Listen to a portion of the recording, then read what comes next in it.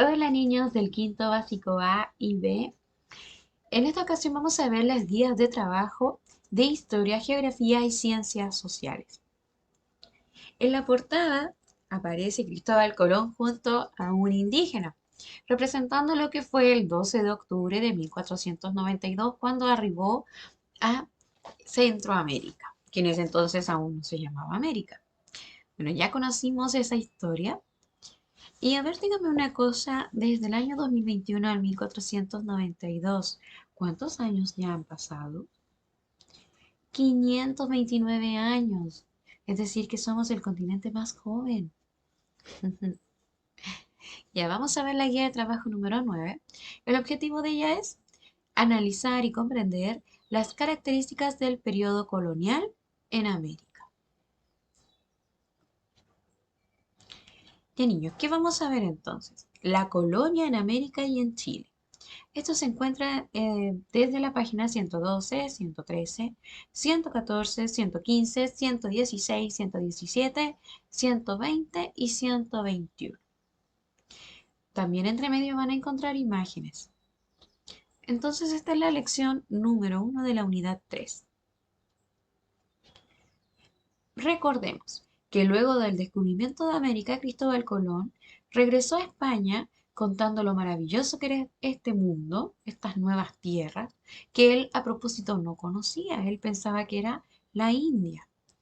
Por lo cual los reyes propusieron que los demás también se interesaran en llegar aquí, explorar y extraer los recursos porque los reyes no iban a venir. ¿Esto qué provocó? Que se crearan las empresas de conquista y subhueste. ¿En qué consistían? Era una persona encargada que llegaba aquí a América con su personal, financiados por la corona, quien le entregaba alimentos, provisiones, ¿cierto? Las naves, caballos, porque en esta zona no habían caballos, más armas. Porque gracias a las armas ellos sometían a los indígenas y así los esclavizaban y los hacían trabajar para poder extraer la mayor cantidad de recursos y enviárselos a la corona. Así es como Hernán Cortés se apodera del territorio azteca, Francisco Pizarro del territorio inca, pero ni Pedro de Valdivia ni Diego de Almagro pudieron someter a los guerreros del sur de Chile. Es decir, ahí están los mapuches, los tehuelches, los picunches, los poyas, entre otros. Esto hizo que se creara otro periodo. Es decir, desde 1492 al 1500 era un periodo de gracia que le dieron donde empezaron a conocer el lugar. Pero desde el 1500 al 1550 se desarrolla el periodo de la conquista, donde todas estas empresas se apoderan de los lugares, los hacen trabajar y les extraen todo lo que requieran. ¿Pero qué es la colonia? Bueno, no es un perfume, chicos, no vamos a hablar de ello. Colonia proviene del primer asentamiento que realizó Cristóbal Colón en esta zona. Hoy en día Colonia es un grupo de personas determinadas de una sola nación, la cual se dirigen a otra nación y entablan allí sus costumbres, sus tradiciones, etcétera. Pero Colonia, en lo que nosotros estamos estudiando, es este grupo de españoles que se vinieron a nuestras tierras, se asentaron y produjeron cambios. ¿Cuáles eran esos cambios? Empezaron a formar ciudades, posteriormente que se transformaron en naciones. Todo esto involucró un- una réplica de sus tradiciones que realizaban en España, una réplica de su religión, una réplica de su idioma, todo de nuevo, pero en esta zona. La colonia en Chile se inició con el desastre de Curalaba, que fue en el año 1602, y finaliza con la primera Junta Nacional de Gobierno, que fue en el año 1810. Aquí es donde el inicio de la República de Chile. ¿Ya? Pero lo que vamos a ver es el rol de la Iglesia Católica dentro de este periodo, más los cargos más importantes de los virreinatos. ¿Qué era un virreinato? Virreinato era la réplica de la realeza en América. Y allí quien comandaba todo era el virrey, que era bajo las órdenes, por supuesto, del rey. Era el segundo rey. ¿Ya qué podemos decir de la religión católica? Bueno, la religión católica, como todos sabemos, tiene a alguien que la comanda o la dirige o es la máxima autoridad en la religión católica, que es el Papa. El Papa junto a la realeza realizan un trato. Este trato se llama vínculo de patronato, el cual establece que la corona se va a hacer cargo de conquistar la zona, de dirigir toda la extracción de recursos, todo lo que conlleva a dirigir políticamente un lugar, y el Papa iba a ordenar a todos los grupos religiosos más importantes de la época, de ese tiempo, a que viniesen aquí a evangelizar. ¿Qué es evangelizar? Es educar bajo la tutela de la Biblia, es decir, los mandamientos, los sacramentos, todo lo que involucra a la religión católica como tal, además de enseñar la lengua en español, tener los conocimientos de matemática, de historia, de cultivar la tierra, de mantener un rebaño, de educar a la familia, de vivir en familia. Eso se llamaba evangelizar. Había un cargo político que era el monarca, quien se comprometió con el Papa a que el monarca iba a defender a todas las órdenes religiosas que se encontrasen en cualquier zona de América. Como vemos en este dibujo, hay una familia de indígenas que está bautizando a su hijo o hija. ¿Ya cuáles eran estas órdenes religiosas? Las primeras fueron cuatro: los agustinos, los dominicos, los jesuitas, los franciscanos. Cada orden religiosa tenía distinta forma de evangelizar y educar, pero todas debían seguir el vínculo de patronato, que consistía en reglas generales dirigidas desde la corona y el Vaticano. Estos misioneros decían que su obra en el mundo era de salvar vidas o almas, la cual mantenían los grupos amplios. Se buscaba que a los indios se sometieran a las reglas, normas evangelizadoras para que organizaran un funcionamiento en la vida en sociedad, para que así los pudiesen gobernar más eficientemente. Utilizaban el alimento como medio de pago por su mano de obra. Antes debían ir a buscar el alimento a los montes o montañas. Así les funcionaba como un estímulo para poder cautivar a los indígenas a evangelizarse. Todas las órdenes no actuaban de la misma manera. Muchas mantuvieron la explotación laboral indígena, mientras que otras utilizaban los estímulos, como el alimento o entregarles ropas, para que pudiesen involucrarse en la religión. Prepararon a los indígenas bajo tratos diferentes, unos explicándoles la divinidad de forma pacífica, pero intensiva, y otros utilizaban la fuerza para que dejaran sus costumbres. Y así comprendieran que el valor de la vida, de la familia y de Dios era lo más importante. Como utilizaban diversas estrategias, asimismo los indígenas respondían de diversas maneras, porque algunos sí pudieron realizar una adaptación o una readaptación a estas nuevas normas que los estaban dirigiendo, mientras que otros se rehusaban y así podían arriesgar su vida. ¿Qué decían los españoles de los nativos? Bueno, decían que eran unos salvajes y que ellos no iban a entender nada. Muchas órdenes religiosas, como los franciscanos, como vemos aquí, no tienen zapatos. Ellos todo lo entregaban a los más necesitados. Ellos lograron hacer entender, digamos, de forma pacífica a los indígenas a involucrarse en la religión católica, pero sí eran muy intensivos en sus cursos.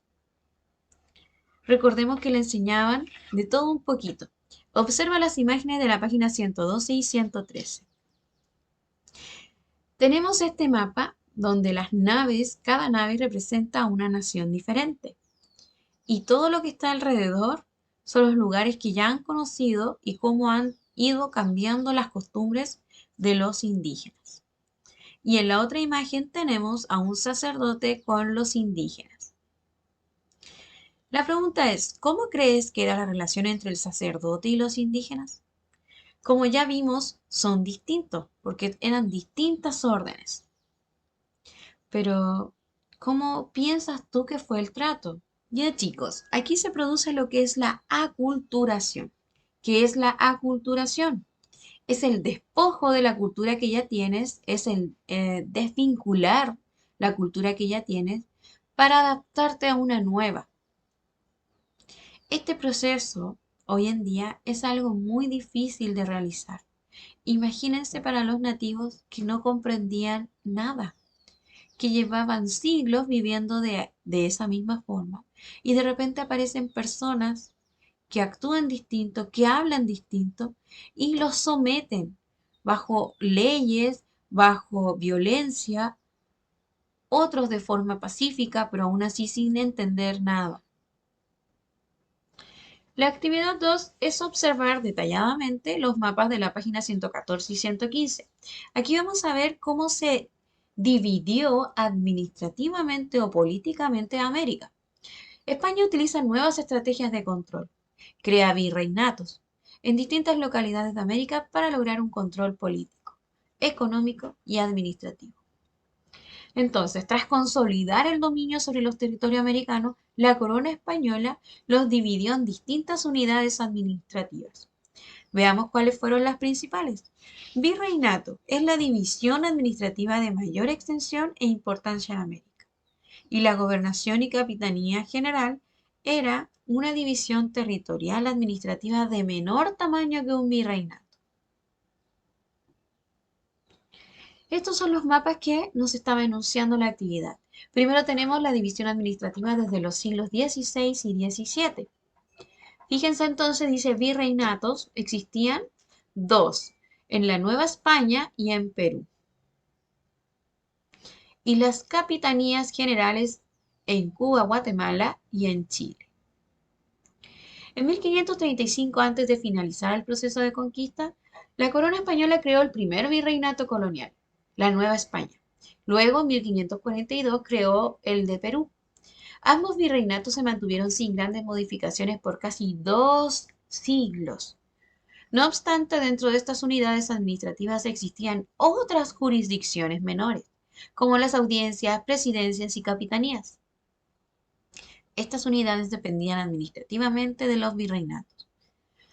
Todas las demás, de menor tamaño, siempre iban a depender del virreinato. El virreinato era la segunda casa del rey. Después vemos la división administrativa en los siglos XVIII. Ya habían 4 virreinatos ahora, en la Nueva España, en Nueva Granada, en Perú y en Río de la Plata. A principios del siglo XVIII, la dinastía de Borbón reemplazó a los Habsburgo en el trono español. Los Borbones iniciaron un proceso de reforma que consideró la administración colonial. En 1717 fue creado el Virreinato de Nueva Granada. En 1776, el del Río de la Plata, y a pesar de los cambios, Chile mantuvo su dependencia del Virreinato del Perú. En Chile no había un virreinato, pero sí se seguían las órdenes del virreinato más cercano, que estaba en Lima, Perú. Vamos a ver ahora entonces las instituciones coloniales. Además de la división territorial, la corona desplegó un conjunto de instituciones que se encargaban de administrar las colonias americanas. Vamos a ver cuáles eran los roles. Tenemos el Real Consejo de Indias, que estaba en España, que funcionaba como máximo tribunal de justicia, asesoraba al rey, nombraba a las autoridades coloniales, realizaba los juicios y rendían cuentas. La casa de contratación se encargaba de comercializar y transportar las mercancías entre España y América, además de cobrar los famosos impuestos. Estaba entonces aquí en América la Real Audiencia, el virrey, el gobernador, el corregidor y el cabildo. Uno de los cambios establecidos por las reformas borbónicas fue la creación del cargo de intendente. Este es uno anexo. Dice que entre sus funciones se encontraban fomentar la agricultura, el comercio, activar la industria, estimular la minería y por sobre todo centralizar y hacer más eficiente el cobro de impuestos. Entonces, ¿qué deben realizar en la actividad 3? Tienen que identificar los conceptos de la columna A en las definiciones de la columna B. Una oración es para cada número, no sobra ni falta ninguno. Entonces, el resumen de esta lección es: la corona española controlaba gran parte del continente americano y ejercían un control efectivo sobre los territorios. Entre las medidas que se estableció se encuentra la creación de un conjunto de divisiones político-administrativas, que son todos esos roles e instituciones que acabamos de ver. También la corona implementó un férreo monopolio económico, claro, porque eran los únicos que podían realizar el proceso de comercio, donde solo iban a ganar ellos, porque eran los únicos que iban a vender. La sociedad que surgió en América tras la conquista se considera una sociedad mestiza, jerarquizada en torno a lo racial. Eso lo vamos a ver en la próxima lección. Por otra parte, en este contexto de control de la metrópolis americana y sus habitantes, cobró mucha importancia lo que era la acción de la religión católica. ¿Por qué? Porque gracias al vínculo de patronato que se estipulaba que cada uno iba a otorgarle unas obligaciones, responsabilidades y deberes, iban a evangelizar a los indígenas. Aquí están los links de videos que pueden servirles para complementar lo que ya acabamos de ver.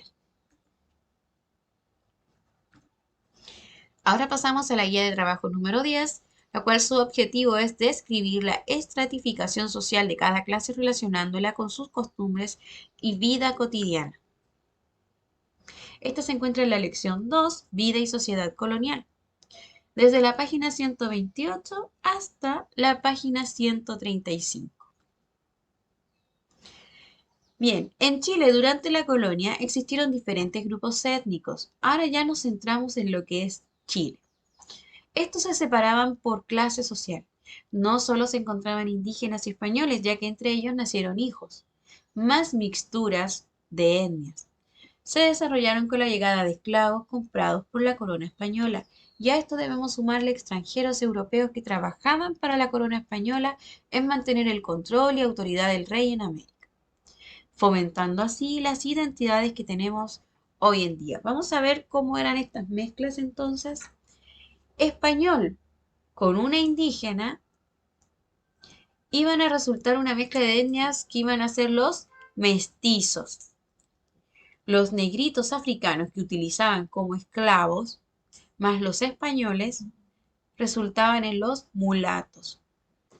La raza indígena más la raza africana resultaba un sambo. Pasamos a ver la pintura de castas. Estas consistían en elaborar escenas de las diferentes clases sociales. ¿Puedes responder a qué etnia o mezcla de etnias consiste cada imagen? Solo observando.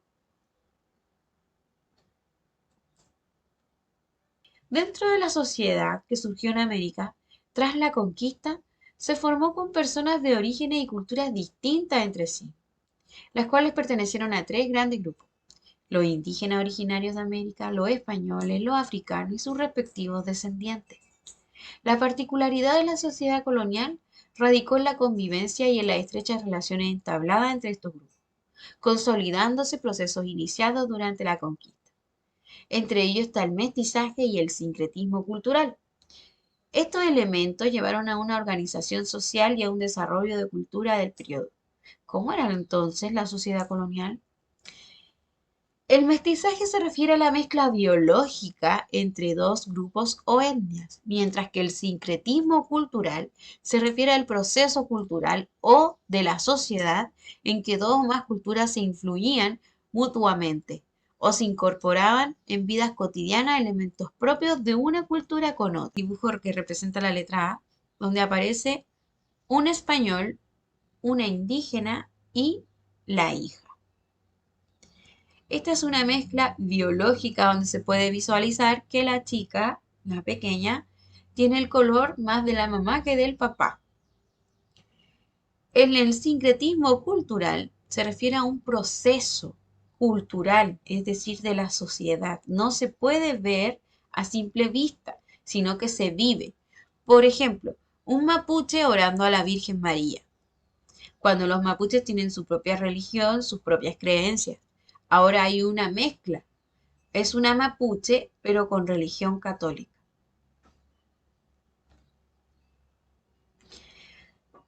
Y ahora pasamos a ver la estratificación social que trajo consigo toda esta mezcla de etnias.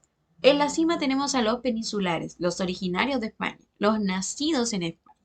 Ellos sí podían alcanzar cualquier cargo administrativo alto y luego de ellos venían los criollos, que eran los hijos de ellos, pero nacidos en estas zonas. Ellos eran descendientes de los europeos directamente, pero por un largo tiempo no pudieron participar o acceder a cargos públicos. Pero al haber cada vez más, empezaron a opacar a los peninsulares. Luego de ellos vienen los criollos, que quienes son los hijos de indígenas con españoles. Ellos, como descendían de ambos, tenían distintas culturas mezcladas y fueron creando así la mayor de las mezclas de etnias en nuestro país. Es decir, la mayoría de la población de Chile somos mestizos. Otro grupo mestizo fueron los mulatos, la mezcla de africanos y europeos. Los zambos, la mezcla de indígenas y africanos. Pero a pesar de ser libres, sus derechos eran mínimos. Luego de ellos vienen los indígenas, que vivieron la catástrofe demográfica y luego una paulatina recuperación. Fueron objeto de la evangelización y entregados como mano de obra forzada por medio de la encomienda. En Chile hubo grupos que se resistieron al dominio español. Y finalmente están las personas de origen africano, quienes la utilizaban como esclavos para poder trabajar solamente con un poco de comida y algo de ropa. Las marcadas diferencias que existieron en torno a los distintos grupos étnicos determinaron el surgimiento de una sociedad estratificada dividida en distintos grupos étnicos. Una pirámide social, entonces, es un esquema visual que nos permite representar el orden jerárquico de ciertas sociedades. Como vimos en la cima están los peninsulares, los originarios de España, y finalmente en la parte de abajo están los esclavos africanos.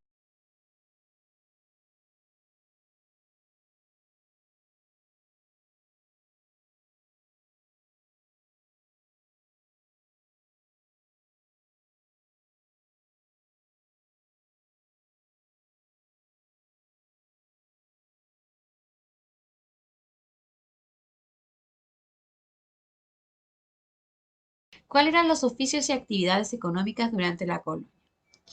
Durante la colonia se desarrollaron diversas actividades económicas. Por ejemplo, estaba la minería, que era la explotación de metales preciosos como el oro y la plata, la ganadería, que estaba relacionada con la cría de ganado, que fue introducida, vale decir, por los españoles, y además estaba la agricultura, que era vinculada a la amplia variedad de cultivos, tanto de origen local como europeo.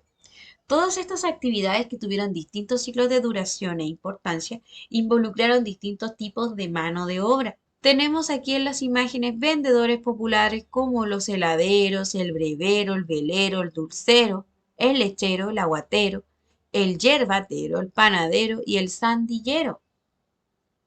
La producción dependía de la fuerza de trabajo entregada por los indígenas, los esclavos, los negros, los españoles, empobrecidos y mestizos. Estos últimos se convirtieron progresivamente en la principal mano de obra del periodo colonial. La vida colonial en Chile. Durante este periodo estuvo influenciado por la Iglesia Católica, como ya vimos. La religión de las personas, las actividades y las diferencias sociales eran los que excluían o incorporaban en sus grupos. Ellos estaban ligados a ser de ese sector. Es decir, una persona de clase baja no podía por ningún motivo acudir a una actividad de personas de clase alta. Al igual que esto era al revés. Las personas de clase alta no podían acudir a actividades de personas de la clase baja. Aparte de esto, también estaban las costumbres de los indígenas, como por ejemplo aquí tenemos el juego de la chueca, que es una actividad mapuche. Al otro lado tenemos una tertulia. La tertulia es una reunión entre familias de alta clase donde las mujeres tocaban instrumentos mientras los hombres se acostumbraban a conversar temas políticos o administrativos. Aquí tenemos La llamada chingana. ¿Qué era la chingana? Era una especie de fiesta como el estilo de las ramadas, donde se juntaban las personas de noche a bailar, a beber y a jugar. Durante la colonia existieron numerosas fiestas religiosas y civiles. Entre las fiestas religiosas estaban las procesiones de un santo, la Semana Santa y Navidad, por supuesto. Todo eso extraído desde las costumbres españolas. ¿Cómo era la vida de las mujeres y los niños? En la colonia las actividades de las mujeres y los espacios en los que se desempeñaban se diferenciaban según el grupo social al cual éstas pertenecían. Las mujeres indígenas, aristócratas, esclavas y mestizas, todas las definían sus características de la clase. No podían ellas mandar u ordenar lo que pudiese ocurrir con ellas, sino que dependía de la clase social a la que pertenecían para ver cómo iba a ir su vida. Por ejemplo, una aristócrata desde jovencita ya estaba comprometida con alguien que pudiese alzar la familia en lo que es el tema de economía, para mantener el negocio familiar. Lea atentamente la página 129, que es lo que ya vimos, donde salen las imágenes que representan las actividades de los diferentes grupos sociales de la época. La aristocracia, que era la clase social alta, podían optar por realizar diferentes recreaciones, mientras que los grupos de clase social baja solo debían cumplir con sus responsabilidades y obligaciones. Responde, ¿cuál de los grupos sociales de la colonia cree que representa más a la sociedad chilena en general? De todos los que vimos, los mestizos, los mulatos o los samos. Actividad 2. Lea atentamente el cuadro de la página 128. El mestizaje y el sincretismo cultural. ¿Son conceptos diferentes? ¿Ambos consideran mezclas entre dos etnias, pero vistos de diferentes ámbitos? Entonces responde, ¿en qué se diferencian el mestizaje con el sincretismo cultural? Actividad 3. Escribe una V si es verdadero y una F si es falsa. La información que debes ver si es verdadera es la que está subrayada. Por ejemplo, la tertulia era una fiesta donde asistían personas de clase baja a bailar, cantar y beber chicha. Si eso es verdadero, le colocan una V y no se escribe nada. Si esto es falso, escriben falso y abajo colocan en la fiesta donde sí se realiza tales características. Son 9 oraciones de las cuales ustedes deben ver si son verdaderas o falsas. Tras la conquista, las sociedades en América se formaron con personas de distintos orígenes, pertenecientes inicialmente a 3 grandes grupos: los indígenas originarios de América, los españoles, los africanos y sus respectivos descendientes. También el mestizaje y el sincretismo influyeron en la organización social. Claro que sí, porque cada vez había más personas que eran mezclas de etnias y también personas que se desvinculaban un poco de su cultura para mezclarse con otra. Por otra parte, también permitieron el desarrollo de ciertas unidades productivas, como por ejemplo los lavaderos de oro, las estancias y las haciendas. La producción dependía de la fuerza de trabajo entregada por indígenas, esclavos negros, españoles empobrecidos y luego mestizos, en torno a lo cual surgió un conjunto de oficios y ocupaciones, como el heladero, el lechero. La vida cotidiana de las personas durante el periodo colonial estuvo muy influenciada por la religión católica, porque distintas actividades se desarrollaban dentro de lo que era la religión, como por ejemplo asistir todos los domingos a misa y sentarse en distintas bancas. No todos podían acudir al mismo asiento. Las mujeres tenían dominio del ámbito privado y participaban del espacio público, pero nunca ejercieron ni los derechos ni el poder de los hombres. Era muy mal visto que una mujer anduviera sola en la calle, a no ser que fuera una viuda, pues si fuera así, pocos hombres dedicarían el tiempo a volver a conversar con ella. En los grandes centros urbanos de la América colonial se desarrolló el movimiento artístico de origen europeo denominado el barroco, el cual se caracterizó por la exageración en el diseño, la ornamentación recargada y la saturación de elementos. En Chile, el barroco se manifestó en la pintura de la escultura y la arquitectura, con énfasis en los temas religiosos, por supuesto. Aquí están entonces los links para poder complementar el contenido que acabamos de ver. Entonces ahora pasamos a la guía de trabajo número 11, la cual su objetivo es identificar las principales relaciones económicas, políticas y sociales en la colonia. Bien, esta es la lección 3 de relaciones de frontera, pero antes vamos a ver un tema que está en la página 118 y 119 y luego pasamos a ver desde la página 130 hasta la 147. No se asusten porque la actividad es muy breve, muy cortita. Es más que nada que ustedes me escuchen lo que yo les tengo que contar. Y aquí vamos. Bueno, primero vamos al inicio de la etapa colonial, o más bien finalizando el periodo de la conquista, empezando la época de la colonia, en ese periodo, donde hay que decir que en Europa había una diversidad de naciones que todavía no estaban fortalecidas como son ahora. Sucede que la reina de Inglaterra, en aquel tiempo, estaba sufriendo una crisis y una escasez de productos, una crisis financiera, donde no alcanzaba para ni siquiera la realeza, de lo cual tuvo que surgir una estrategia nueva. Esta estrategia nueva era robar. Robar, sí, las riquezas que los españoles extraían de América y se llevaban a Europa. Pero ¿cómo lo hacían?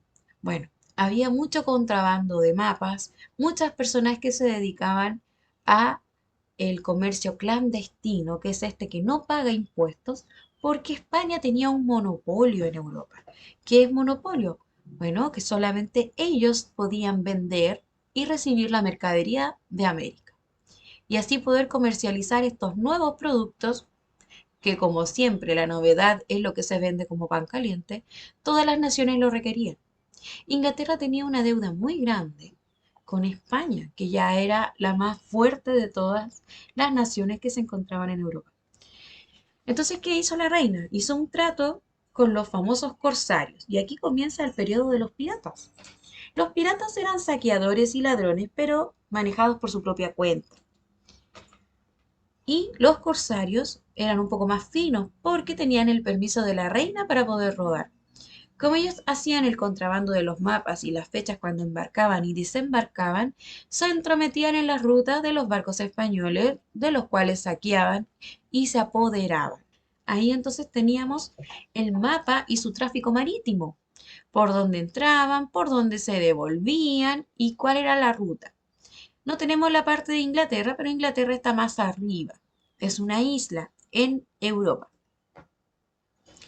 Ya, vamos a ver qué es el mercantilismo. El mercantilismo es un sistema político y económico basado en la idea de que los países son más ricos y prósperos mientras más metales preciosos puedan acumular. Esa es la forma que España se hizo fuerte, porque tenía mucho oro. El mercantilismo y sus ideas se desarrollaron en Europa entre los siglos XVI y XVII y la primera mitad del siglo XVIII. Aquí te preguntan, ¿cómo inició el comercio clandestino? ¿Qué es lo que acabamos de ver? Por el inicio de algunos países como Inglaterra, que estaban muy escasos, mejor dicho, sufrían una escasez profunda, financiera, demográfica, económica, de todo, y tuvieron que iniciar estos negocios clandestinos donde no tenían que pagar impuestos, porque los Borbones, que eran una familia de realeza francesa, y ellos se apoderaron de la economía y de la administración de España. Entonces a todo le colocaban impuestos, tanto a los barcos que salían de España como a los que entraban. Y ahí se quedaban siempre ellos con la mayor ganancia.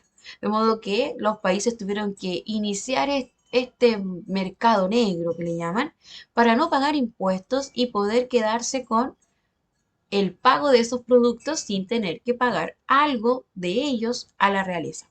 Bien, ahora vamos a la actividad, que dice así: desde América tenían dos rutas hacia la corona.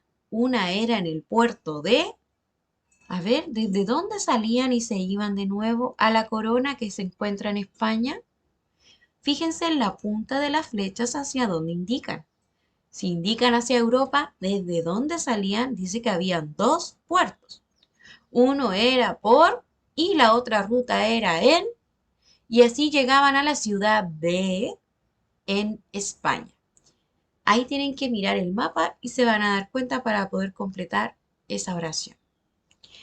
Ahora pasamos al siguiente tema. ¿Cómo se relacionaron los españoles y el pueblo mapuche durante el periodo colonial? Desde el inicio, los mapuches nunca aceptaron la violencia y el sometimiento de parte de los españoles, por lo cual siempre se enfrentaron.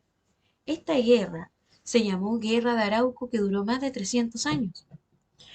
Ellos se encontraban desde el río Biobío como frontera entre ambos pueblos, entre los españoles y los mapuches. Y a partir de ese momento se desarrollaron distintos tipos de relaciones entre españoles y mapuches. ¿Por qué se habla de vida fronteriza? Vamos a ver. Durante el periodo colonial, el territorio mapuche se extendió desde el río Biobío por el norte hasta el río Tolten por el sur, y cruzando la cordillera por las pampas argentinas hasta el océano Atlántico. Toda esa zona era de los guerreros del sur, y ellos no permitían que los españoles los sometieran ni los delimitaran. Entonces, ¿cómo iniciaron las batallas entre mapuches y españoles? Por la razón de que ellos no quisieron ser sometidos por los españoles, no quisieron convencerse ni aculturizarse con unas nuevas reglas. ¿Por qué razón comenzó la guerra de Arauco? Porque eso querían hacer con ellos. Someterlos, esclavizarlos, trabajar con ellos, haciendo, mejor dicho, haciéndolos trabajar hasta morir a cambio de un poco de alimento y un poco de ropa. Ellos nunca quisieron eso. Por eso siempre se enfrentaron a los españoles. El fundamento y origen de este alzamiento y rebelión ha sido que los indios se han visto sirviendo y trabajando en las minas. Además, ha fomentado esta rebelión el trato que han visto que se les han dado a los indios en paz. Entonces, debe quitarse este fundamento de su rebelión de modo que vean los indios de guerra a los de paz sin esta opresión. De ese modo tendrán ocasión de acordar la paz y creerán que no se pretende con la guerra traerlos a este servicio. Esa era la idea de Valdivia. Digamos, era una estrategia de engaño para que ellos caigan y puedan al fin y al cabo, ser sometidos de igual forma.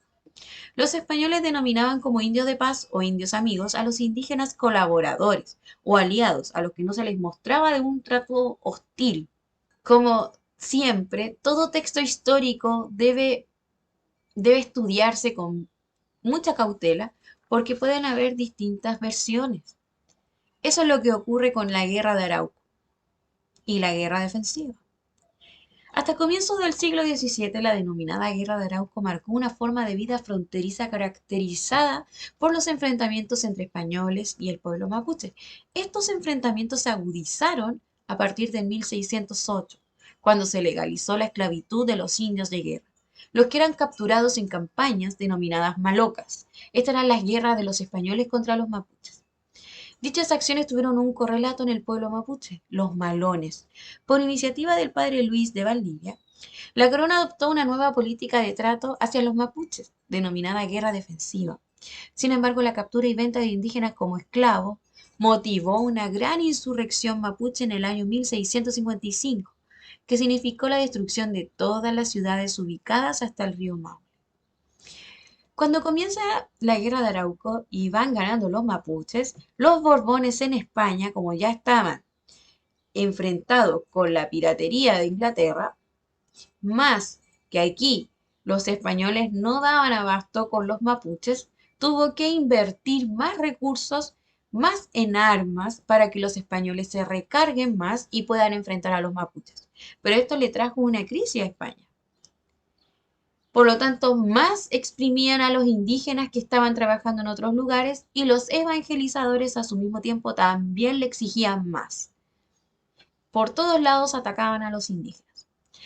Aquí se crearon los parlamentos. ¿Qué eran los parlamentos? Eran una especie de reunión donde se dialogaba, se conversaba de una forma pacífica, que a veces duraba hasta 2 o 3 días, de los cuales los indios y los españoles estaban sin armas, conversando, tratando de conversar, de dialogar, entre medio con evangelizadores, es decir, habían sacerdotes para que actuaran como un mediador.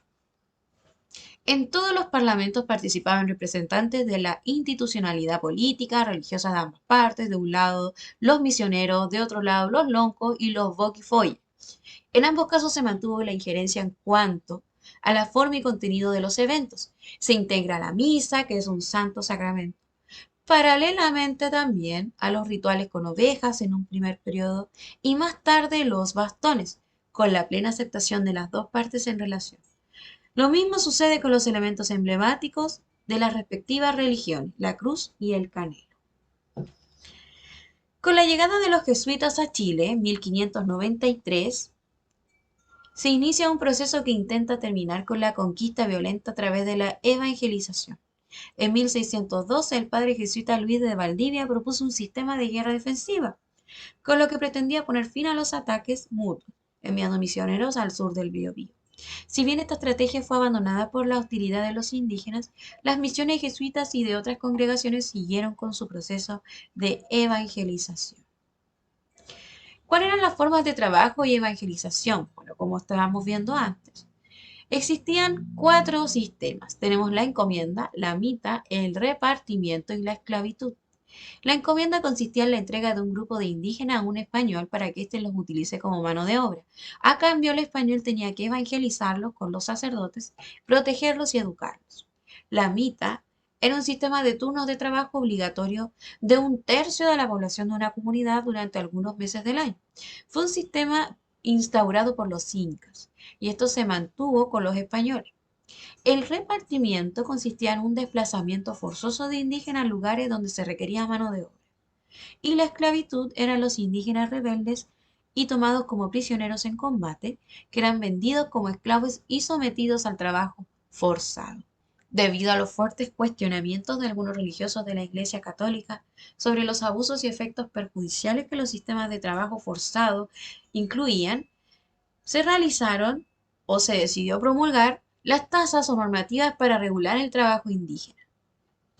Esta era la tasa de Santillán y la tasa de Gamboa, donde primero se limitó la edad y el sexo de los indígenas en las encomiendas, que eran hombres entre 18 y 50 años, y después la tasa de Gamboa, que abolió el servicio personal como forma de pago de tributo e impuso el pago de tributo en dinero o especies. Estableció que los indígenas se alquilaban y recibían un salario. Por esa razón, muchos de ellos podían estar ahorrando por mucho tiempo para poder comprar su libertad. El mestizaje y el comercio fronterizo. Lo que tenemos aquí en la imagen son los famosos parlamentos donde se llevaban los diálogos.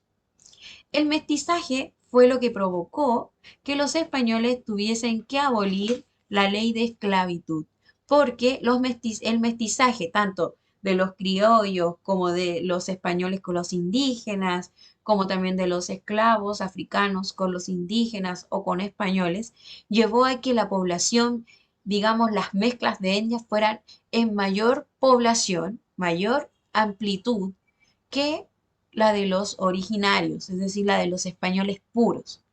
Por lo tanto, se vieron tan en desventaja que tuvieron que abolir la ley de esclavitud para que los que están en la pirámide, en la estratificación de la parte del medio, pudieran también otorgarles cargos y así no tener tanta gente en contra de los españoles.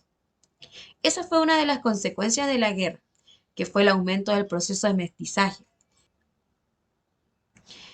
A finales del siglo XVII, por causa de conflictos con los indígenas del sur, llegaron soldados de la corona española a defender su posición.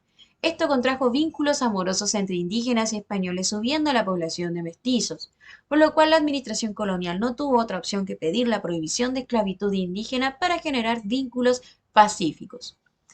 Cuando se produjo esto, el abolir la esclavitud, recién los mapuches pudieron entrar más a lo que son las zonas más civilizadas y realizaban estos trueques llamados cónchavos, donde aquí se realizaba un intercambio comercial. ¿Qué creen ustedes que fue lo primero que intercambiaron los mapuches con los españoles? Las armas. Lo primero que intercambiaron fueron las famosas armas para poder defenderse con el paso del tiempo y así hasta hoy en día. De esta forma los españoles pudieron interactuar con ellos. El objetivo de los pueblos guerreros fue intercambiar sus productos artesanales por herramientas y armas. El comercio realizado por los conchavadores durante la colonia complementaba el intercambio de favores entre los miembros de un mismo linaje, entre vecinos territoriales o entre potenciales aliados militares. A diferencia del comercio regular, Estos intercambios obedecían a objetivos fuera de lo económico, destinados a afianzar alianzas militares o a cimentar lazos de dependencia entre individuos o linajes. Ya, ¿qué deben hacer entonces en la actividad número 2? Dibujar y colorear, por favor, con colores, no con lapígrafo, a un personaje colonial. Aquí yo les puse algunos ejemplos. Tenemos el dulcero, el panadero, el heladero, el velero, la lavandera. Cualquiera de ellos pueden escoger o si quieren buscar a otro personaje del tiempo de la colonia. Además van a realizar el siguiente taller, donde van a responder en su misma guía en la parte de atrás, donde está en blanco. Deben escribirlo allí o en una hoja de cuaderno, como a ustedes les parezca más cómodo, y luego añadirlo a la guía. En este taller se incluyen 5 preguntas de lo que yo les he estado dialogando ahora. Número 1. ¿Qué diferencia hay entre los piratas y los corsarios? Número 2. ¿Por qué razón los guerreros del sur se enfrentaron con los españoles? Número 3. ¿En qué consistían los parlamentos? Número 4. ¿Por qué razón se terminó la esclavitud? Número 5. ¿Con qué hecho terminó la guerra de Arauco? Vale decir que todas sus preguntas deben comenzar con mayúscula, tener entre medio los signos de puntuación, las comas, también los tildes y fíjense en su ortografía, por favor. Aquí está el resumen de lo que acabamos de ver. Y aquí hay unos links que yo les propongo que ustedes puedan observar porque les va a servir para complementar lo que acabamos de dialogar. En el primero está una serie que era de TVN, donde se habla de los españoles y los mapuches desde su inicio. Son 3 episodios. Luego están los piratas ingleses contra el Imperio Español, donde les relata lo mismo que yo les conversé, pero con muchos más detalles y con más monitos y figuritas. Muy bien, niños, ahora vamos a ver la guía de trabajo número 12, la cual su objetivo es relacionar e identificar el patrimonio cultural y natural heredados desde la colonia hasta hoy en día en Chile. Esta corresponde a la lección número 4, el patrimonio colonial hoy en día, que se encuentra en su libro desde la página 152 hasta la 162. Vamos a definir. Patrimonio natural son aquellos monumentos naturales, formaciones geológicas, lugares y paisajes naturales que tienen un valor relevante desde el punto de vista estético, científico y o medioambiental. Es decir, la misma madre naturaleza los ha creado, no hay mano del hombre. Patrimonio cultural inmaterial son tradiciones populares, formas de expresión cultural y tradicional de una sociedad, como fiestas, canciones, danzas, idiomas o actividades artesanales. Es decir, es algo que nosotros lo podemos vivir, lo podemos compartir, pero no es algo material. Patrimonio cultural material son un conjunto de bienes, son tangibles, es decir, es algo físico, como por ejemplo establecimientos, casas, pinturas, esculturas, fotografías, archivos, altares, portones, vajillas, etc. Todos estos representan costumbres e historia de una cultura. Por ejemplo, el Palacio de la Moneda, y abajo tenemos un baile religioso. Uno corresponde a una categoría, que es algo material, y otro es algo cultural que se ha podido trascender de generación en generación. Ahora vemos una iglesia y a continuación una catedral. Ambos son tangibles, son material. El patrimonio. Durante el periodo colonial, tanto en Chile como en el resto de América Latina, se desarrolló una cultura con base en el mestizaje de elementos europeos e indígenas que generaron una identidad particular. Una parte importante de esa cultura e identidad perdura en la actualidad y constituye un legado que da riqueza y valor a cada comunidad.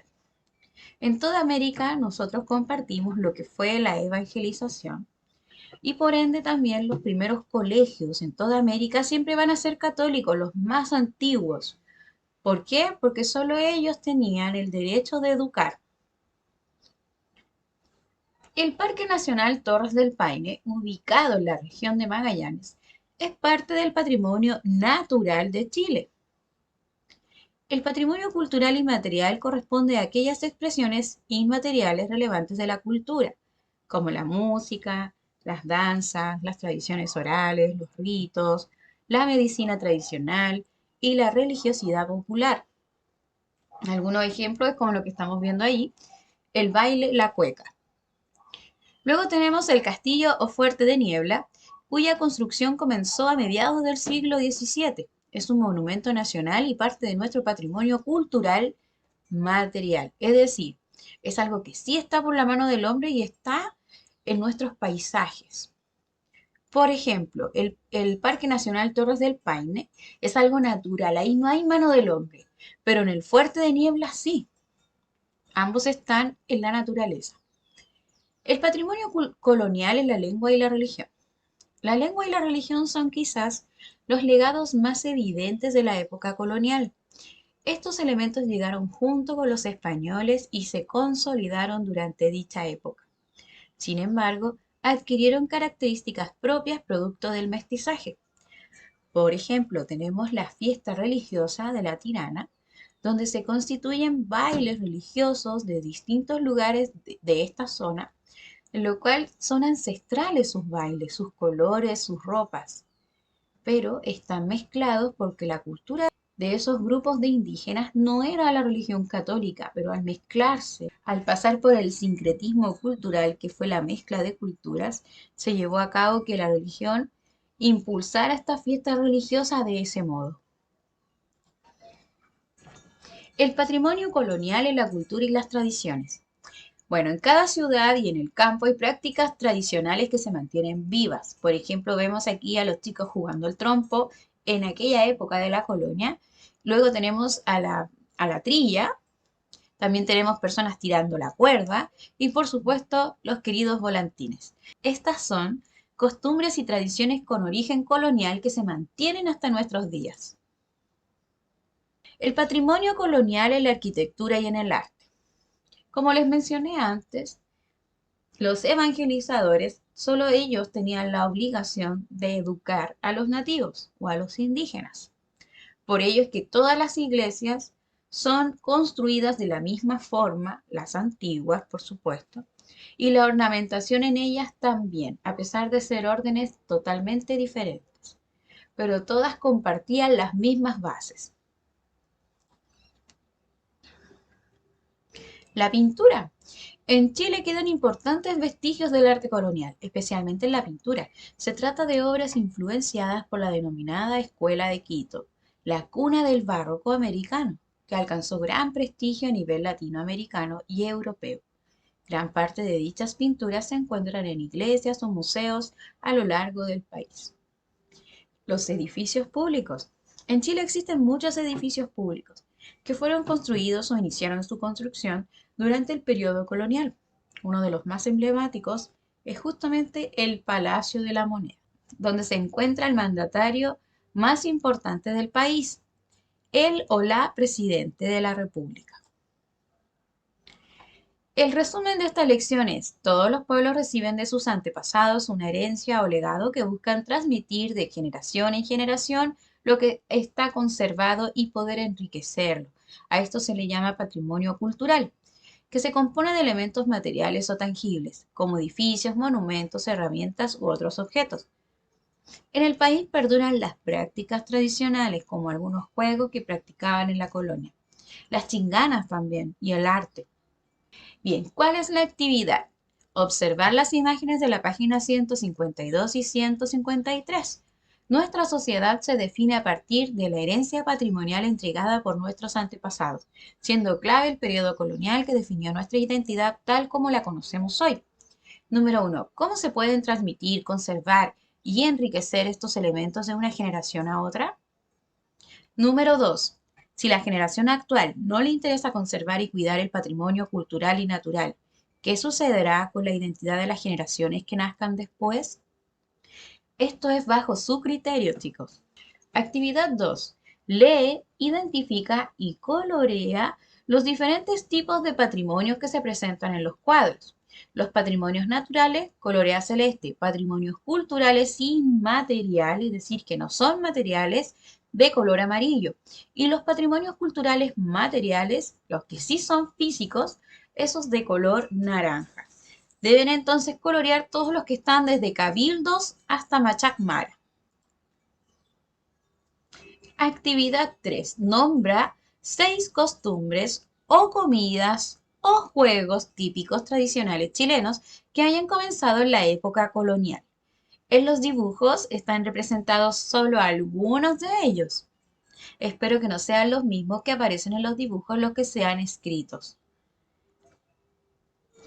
Muy bien, niños, ahora llegamos al final de nuestras guías de historia, geografía y ciencias sociales del mes de octubre. Cualquier duda o consulta, no duden en escribirme. Nos vemos.